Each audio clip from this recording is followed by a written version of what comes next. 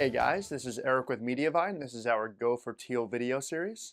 This week I want to talk to you about line height. I know what you're thinking, this guy's obsessed with fonts. Why are you still talking to me about fonts? So much like the font size video we did just a couple weeks ago, line height goes kind of hand in hand with font size. The reason why? Well, what is line height? Line height is the spacing between two lines of text. And it's really important when you're increasing the font size, which we recommend to do in the last video, is that you also increase the line height. Otherwise, you're going to have text that's too squished together. It's going to be very hard to read, it's going to look ugly, and it's going to be bad for both your SEO and your RPM of your site. So that's why we're talking about line height so close together with font size. All right, so what value do you want for line height? So line height actually defaults to 1.2. What the heck does that mean?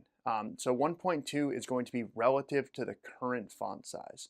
So the spacing between two, let's say 16 pixel fonts, two lines of 16 pixel font, if it's set to 1.2, is going to be 1.2 times 16. So if I were quicker at math, I could probably tell you what that is. But it's going to be about 19 pixels between them, and that's going to look very squished. So we actually recommend going significantly higher. And again, since we're never really experts on fonts, we look to the experts. So the Google Material Design, same place where we look to figure out what font size you should run, recommends a line height of 1.5. Coincidentally, the incredibly popular Bootstrap framework does the exact same amount, 1.5. So 1.5 is a pretty safe line height to use. And if you go bigger, such as an 18 pixel font that we recommended using in our last video, you can go a little bit bigger in the line height and it's still going to look great. We would recommend about a 1.6. So if you go with a 1.6 and a font size of 18 pixels, you're going to find that your content is incredibly readable for your users, especially on mobile, which is going to lead to a lot better of a user experience, which ultimately leads to better SEO rankings for your site. In addition to that, it's definitely going to help you monetize more.